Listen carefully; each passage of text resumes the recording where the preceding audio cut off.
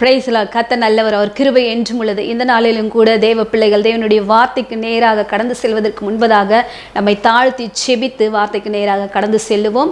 ஸ்தோத்திரிக்கிறோம் ஆண்டவரே, கிருபையுள்ள தெய்வமே, உமக்கு நன்றி. இந்த நாளிலும் கூட நாங்கள் கேட்கப்படுற வார்த்தையானது எங்களுடைய வாழ்க்கையில் ஆண்டவரே ஆசீர்வாதத்தை கொண்டு வரக்கூடிய வார்த்தைகளாக இருக்கட்டும். எங்களுடைய வாழ்க்கைக்கு ஆண்டவரே உங்களுடைய வார்த்தையானது ஆண்டவர் பிரயோஜனம் உள்ளதாக இருக்க, அதன்படி நாங்கள் நடக்க கர்த்தர் நீர் எங்களுக்கு கிருபை தருவீராக. உங்களுடைய நாமத்தை உயர்த்துகிறோம், எங்களை தாழ்த்தி ஒப்பு கொடுக்கிறோம்.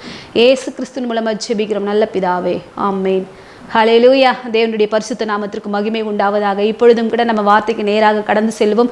பிரியமான தேவனுடைய சின்னங்களே, நம்முடைய வாழ்க்கையில் நிறைய பேருக்கு நிறைய விதமான பலவீனங்கள், பிரச்சனைகள், போராட்டங்கள், இப்பேற்பட்ட காரியங்களோடு நம்ம வாழ்ந்து கொண்டு இருக்கிறோம். விசேஷ விதமாக நிறைய பேருக்கு என்ன ஆகுதுன்னு சொன்னால், பலவீனப்பட்டு நான் பலவீனத்தோடு காணப்பட்டு கொண்டு இருக்கிறேன், என் வாழ்க்கையில் பலவீனங்கள் இருக்குது, குறைவுகள் இருக்குது, ஆசீர்வாதம் இல்லாமல் இருக்கிற அப்படின்னு சொல்லி நிறைய ஜனங்கள் என்ன பண்ணுறாங்க சொல்வது அநேகம் உண்டு. ஆகையினால கூட இந்த நாளிலும் கூட கர்த்தரின் வார்த்தையில் நம்ம தெரிந்து கொள்ள வேண்டியது என்னவென்றால், கர்த்தர் என்ன பண்றாரு, நமக்கு பலனை கொடுக்கக்கூடியவராக இருக்கிறாரா. நம்முடைய எல்லா பலனையும் நம்ம இழந்தாலும் தேவன் தம்முடைய பலத்தினால நம்மளை நிறைக்க அவர் வல்லமையுள்ளவராக இருக்கிறார். ஆகையினால கூட தான் இப்பொழுதும் கூட வார்த்தைக்கு நேராக நம்ம கடந்து செல்வோம். எடுத்து நம்ம வாசிப்போம். சங்கீதங்களின் புஸ்தகத்துல 29ஆம் அதிகாரத்துல 11வது வசனம். கர்த்தர் தமது ஜனத்திற்கு பலன் கொடுப்பார், கர்த்தர் தமது ஜனத்திற்கு சமாதானம் அருளி அவர்களை ஆசீர்வதிப்பார். ஹல்லேலூயா.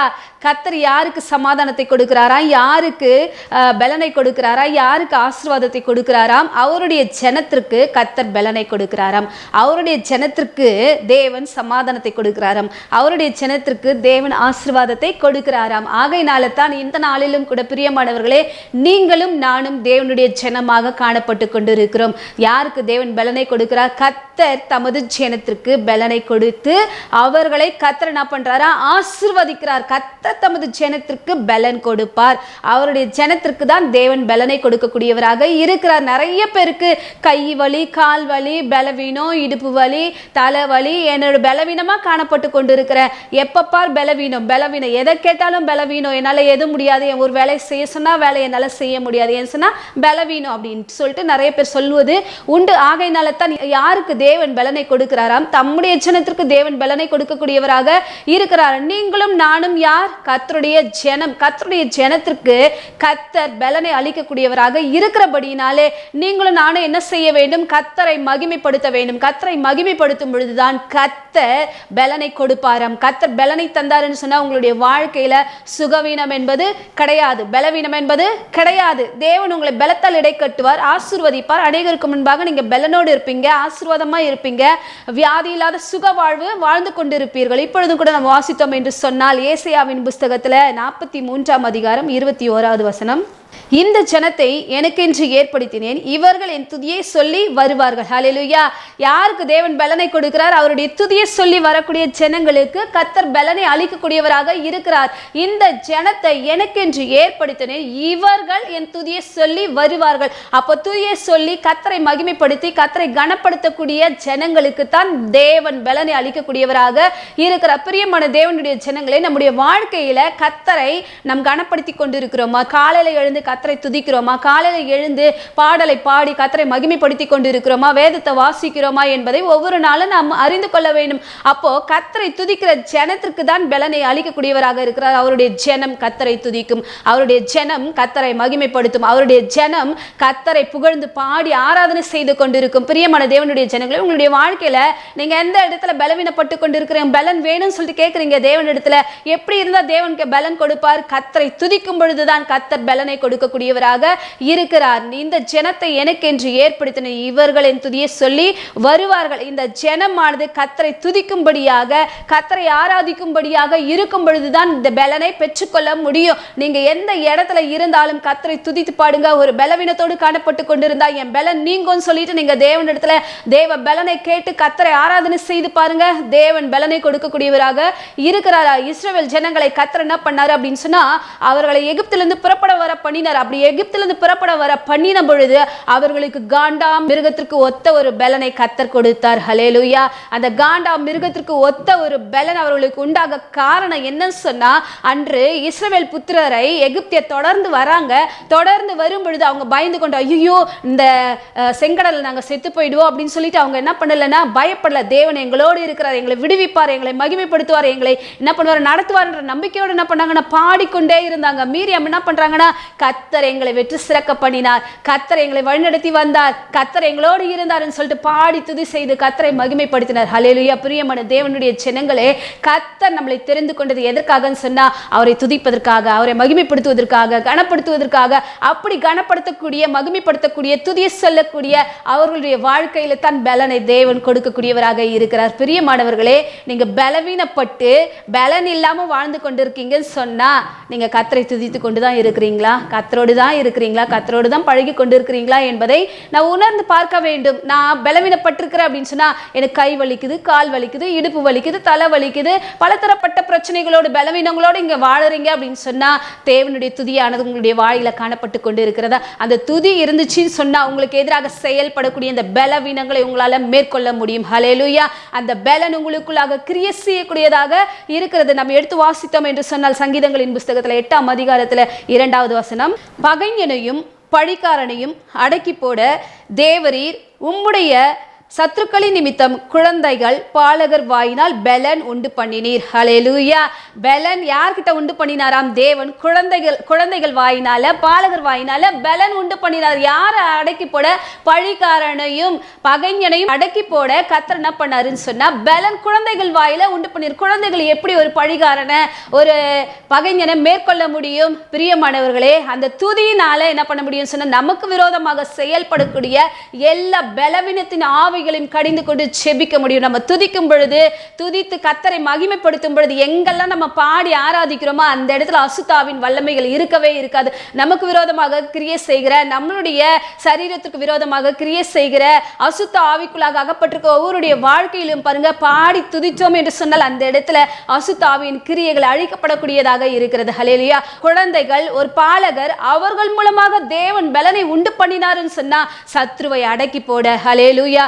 இப்பொழுதும் கூட உங்களுடைய குடும்பங்களுக்குள்ளாய் இருக்கிற ஒவ்வொருடைய வாயிலும் தேவனுடைய துதியானது காணப்பட்டு கொண்டிருந்தது என்று சொன்னால், உங்க குடும்பத்திற்கு விரோதமாக, உங்களுடைய குடும்பத்தில் கிரியை செய்கிற அசுத்த ஆவியின் வல்லமைகளுக்கு விரோதமாக தேவன் என்ன பண்ணுவாருன்னு சொன்னா, எழும்பி நின்று யுத்தம் செய்யக்கூடியவராக இருக்கிறார். ஹல்லேலூயா. தேவன் அப்பேற்பட்ட ஒரு பலனை கர்த்தருக்கு கொடுக்கக்கூடியவராக இருக்க. என்னால பிசாசை மேற்கொள்ளவே முடியல, அந்த பிசாசை பார்த்தாலே பயம் அப்படின்னு சொல்லிட்டு நிறைய பேர் என்ன பண்ணுவாங்கன்னா அப்படி சொல்லுவாங்க.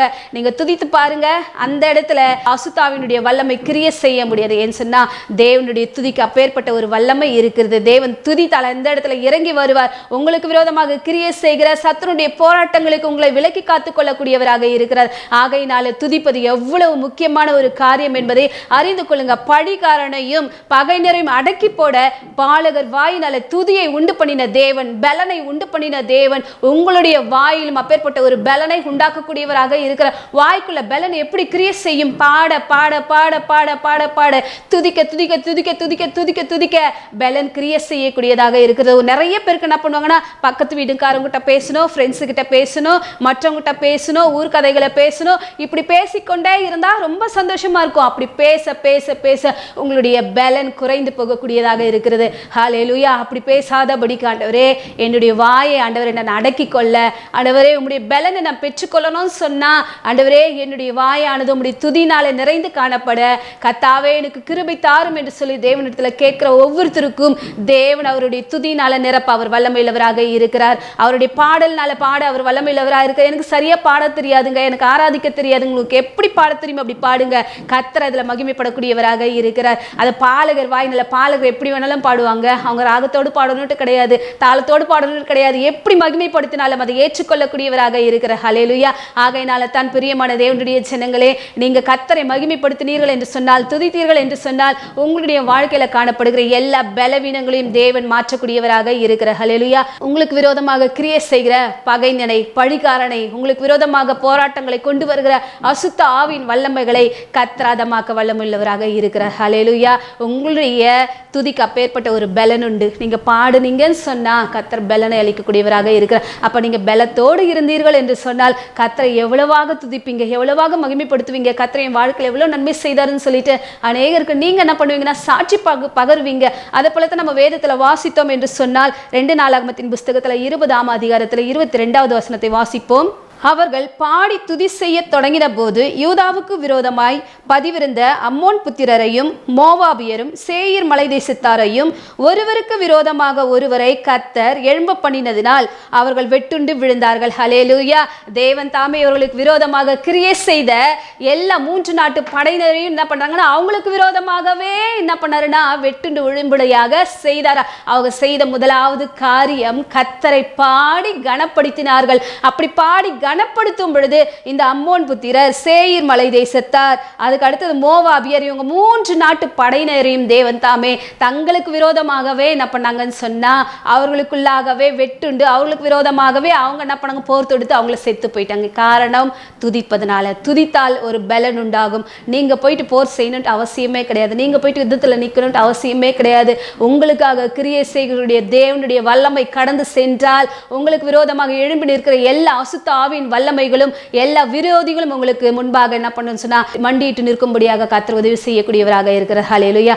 ஆகையினால துதிக்க வேண்டும்.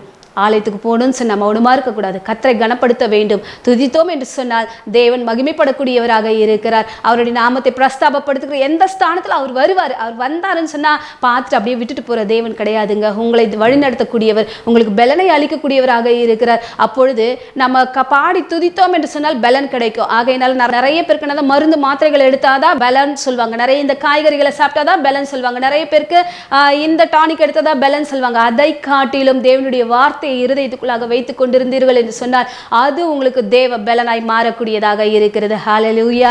தேவன் தாமே உங்களை ஆசீர்வதிக்கக்கூடியவராக இருக்கிறார். துதித்தலும் சபித்தலும் ஒரே வாயிலிருந்து புறப்படக்கூடாது. நம்முடைய வாயில துதிக்கக்கூடிய வார்த்தை இருந்துச்சுன்னா சபிக்கக்கூடிய வார்த்தைகளை நம்ம என்ன பண்ணக்கூடாது, பேசிடக்கூடாது. பிரியமானவர்களே, அந்த துதிக்கும் பொழுது துதியை நீங்க துதிக்க துதிக்க பலன் உண்டாகும். சபித்தீர்கள் என்று சொன்னால் அந்த இடத்துல சாபக்கேடு வந்துச்சுன்னு சொன்னா உங்களுடைய பலன் எல்லாம் போயிடும். நீங்க பலனை இழந்தவர்களாக காணப்பட்டுருவீங்க. அநேகருக்கு முன்பாக வியாதி உள்ளவர்களாக காணப்பட்டிருவீங்க.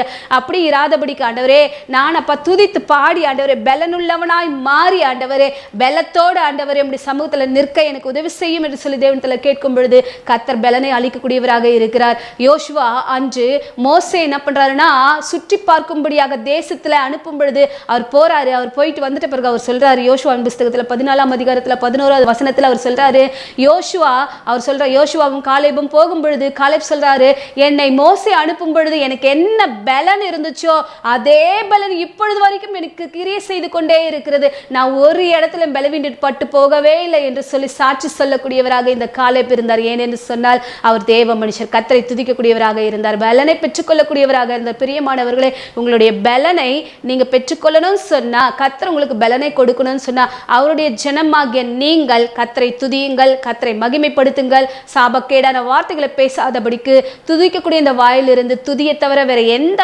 வார்த்தையும் பேசிடாதபடிக்கு வாயை காத்துக்கொள்ளுங்கள். கர்த்தர் தாமே தம்முடைய ஜனத்திற்கு கர்த்தர் தம்முடைய ஜனத்திற்கு பலனை கொடுத்து ஆசீர்வதிக்கக்கூடியவராக இருக்கிறார். ஜெபிப்போம். ஸ்தோத்திரிக்கிறோம் ஆண்டவரே, கிருபையுள்ளவரே, உமக்கு நன்றி. இந்த நாளிலும் கூட உம்முடைய நாமம் மகிமைப்படட்டும். ஆண்டவரே, கேட்ட வார்த்தையின் மூலமாக கர்த்தாவே இந்த நாளில் நீரை எங்களை ஆசீர்வதிக்க போறதற்காக ஸ்தோத்திரம். ஆண்டவர், யாரெல்லாம் பலவீனத்தோடு இருக்கிறார்களோ கர்த்தாவே தம்முடைய ஜனத்திற்கு கர்த்தர் பலனை கொடுப்பார்னு சொன்னது போல உம்முடைய ஜனத்திற்கு பலனை கொடுத்து துதிக்கக்கூடிய உம்முடைய ஜனத்தை தேவனீர் ஆசீர்வதித்து உயர்த்த போறதற்காக நன்றி செலுத்துகிறோம். ஆண்டவரே, உம்முடைய வார்த்தையின் மூலமாக வருகிற ஆசீர்வாதங்களை ஒவ்வொருவரும் பெற்றுக்கொள்ள கர்த்தர் இருக்கிற செய்ததுக்காய் நன்றி. தாழ்த்தி ஒப்பு கொடுக்கிறோம். இயேசுவின் மூலமாக ஜெபிக்கிறோம் நல்ல பிதாவே. ஆமேன், ஆமேன்.